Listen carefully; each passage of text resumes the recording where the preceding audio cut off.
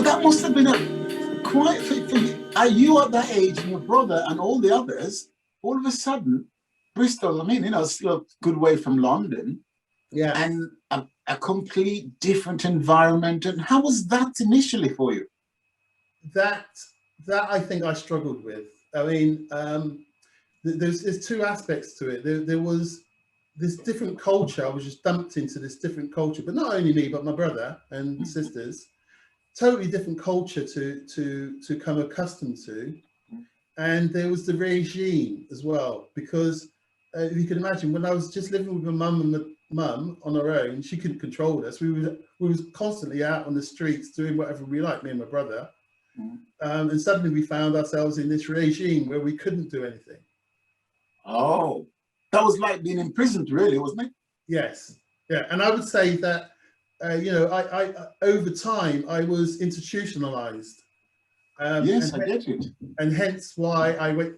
I guess your next question is why did I go into the forces? But there was a connection between being having this regime to work with, to fitting in with the forces. Okay. So listen, I didn't know that at the time. It's only because of reflecting on it I know this. Yes, and I get it. But here's the thing: you've been taken away to far away Bristol, you and your siblings, away from mom and dad. So what happened next, as far as mom and dad's concerned? The link. Well, since I've had time to reflect on it, it must have been hugely traumatic for my mum to come out of hospital and to suddenly find that she had no kids. Yes. I never thought about that at the time, okay? But having had kids, I can see that now. Yes. But at the time, it must have been really traumatic for her. Not so traumatic that my mum and dad didn't go on to have another child together. They did? Yes. Okay. I know. So, I've studied psychology, and I understand it now. I understand what the pressures and all that sort of thing that they must have been going through. Both my parents, I do fully understand what they were going through. But at the time, it was another reason why I hated my dad, because of that. The third reason was because he only came to see us once in the home. Oh my God. So how long were you in the home for? From 8 to 16 and a half. And he only came to see you once? At the very beginning.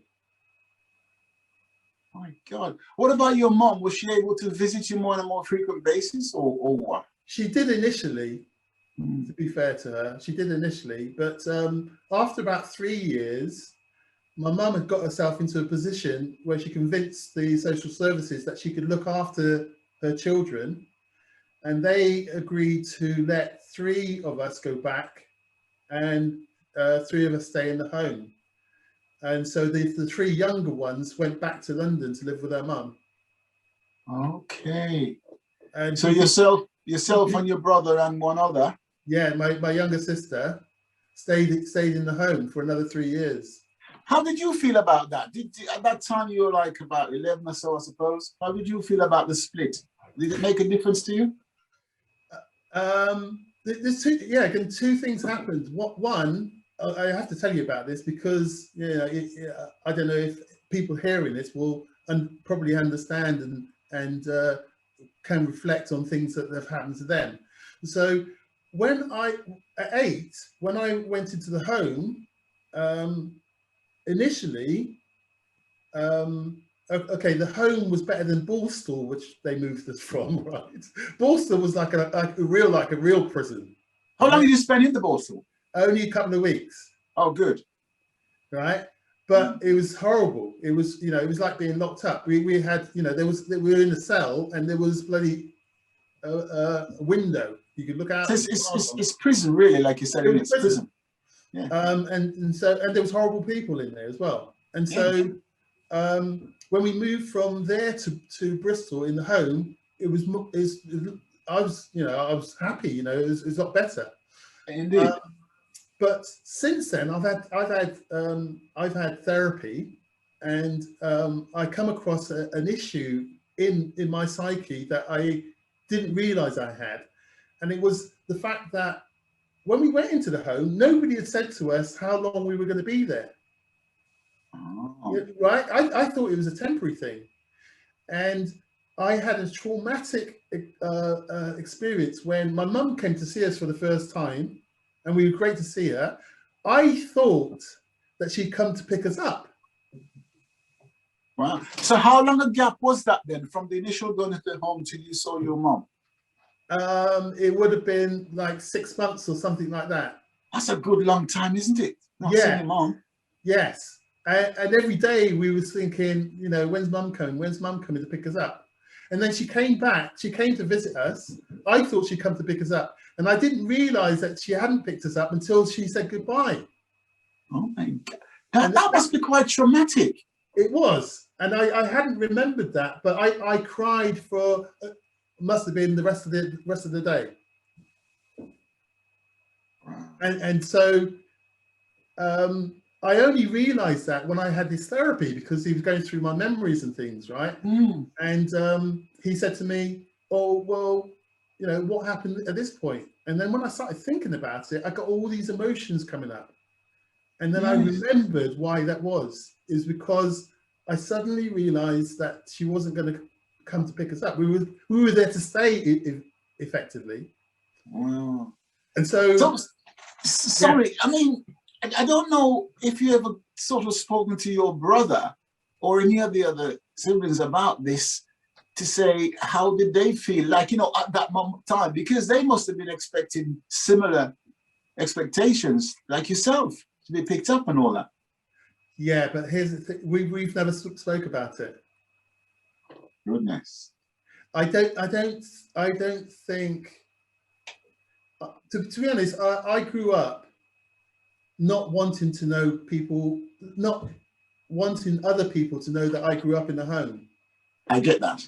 I could. It was only after that therapy did I ever start talking about it, because it was a stigma. It was something I thought people would judge me by, and so I never mentioned it to anybody. So consequently, I never mentioned it to many of the people that I met in the forces. I mean, I don't think you've heard about this before. Not at all. No, not at all. It's because I never wanted people to know. I wanted people to treat me as normal.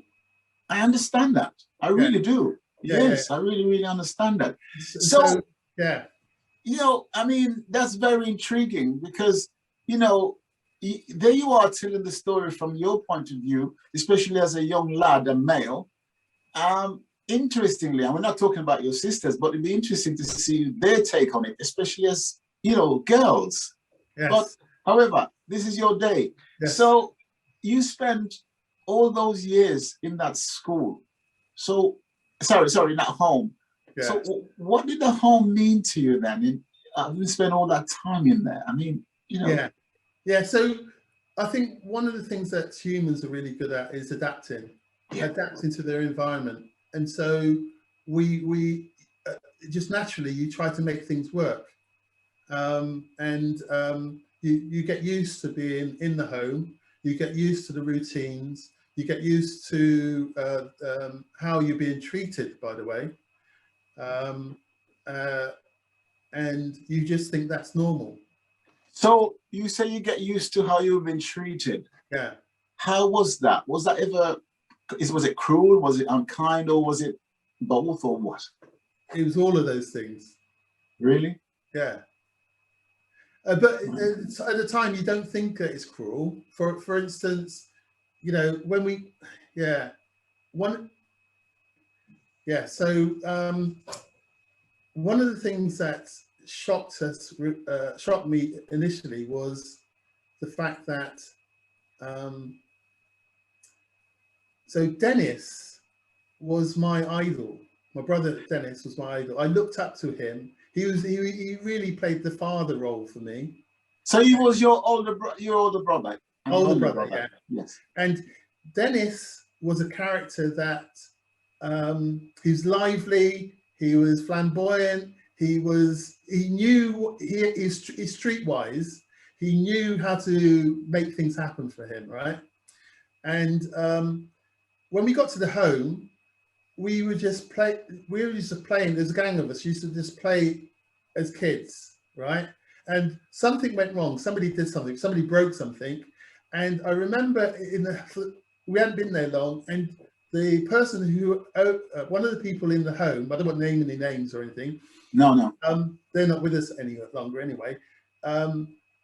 They were in charge, and they got us lined up. They lined us all up and said, "Who did this?" And you know what it's like. Nobody's going to admit to anything, right? Absolutely not. And then she slapped my brother around the face.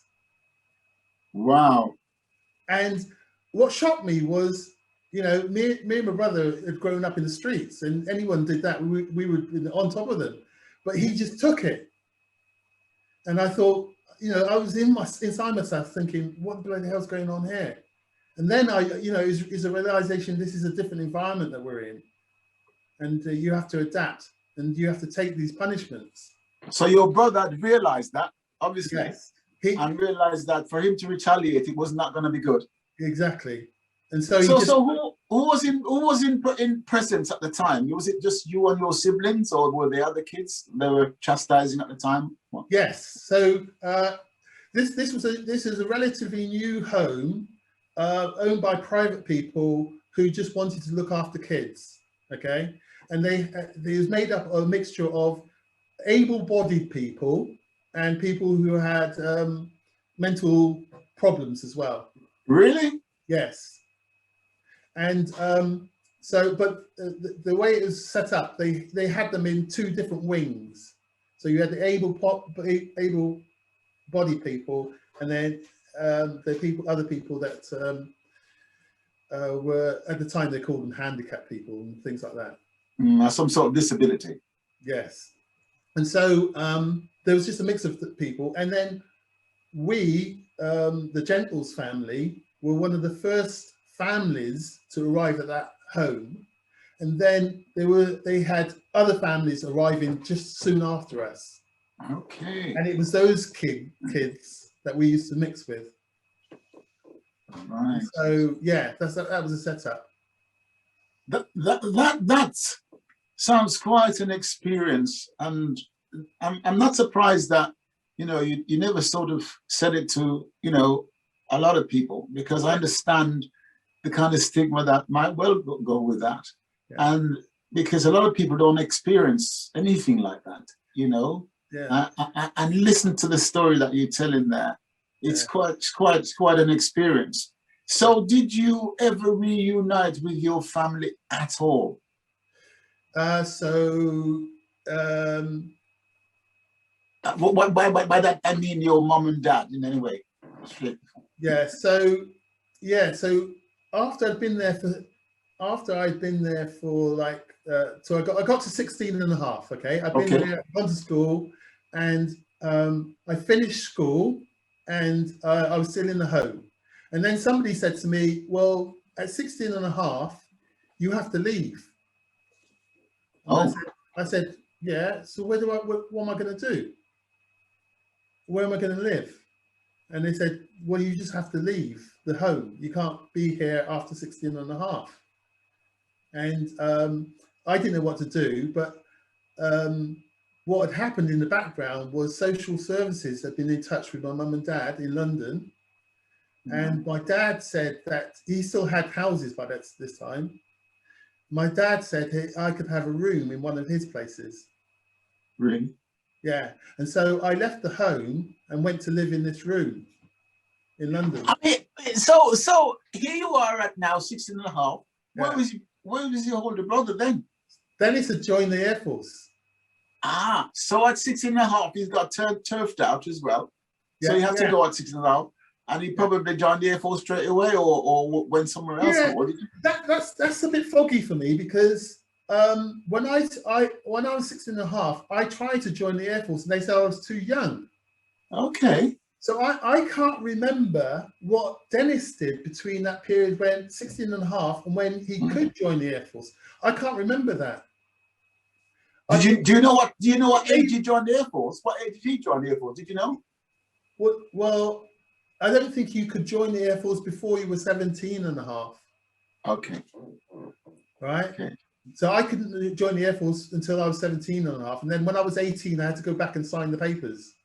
Oh, because... And I actually became part of the Air Force.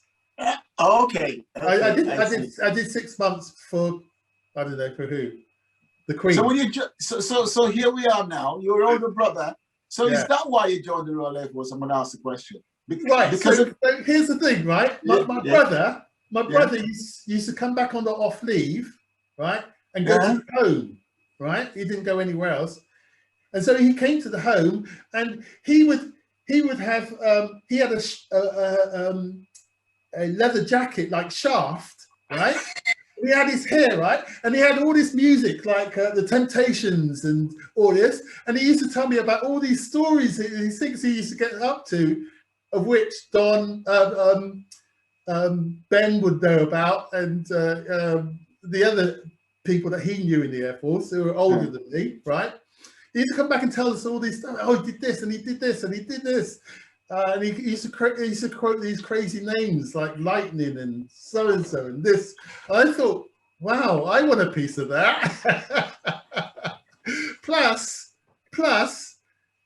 they gave you somewhere to stay. I didn't have anywhere to stay. Yeah, that's so significant at that age, really. Yeah, they gave you somewhere to stay. They paid you. They sent you to different places, and so. Yeah, that's the main reasons why I went into the Air Force, is because it gave me the things that I didn't know how else to get.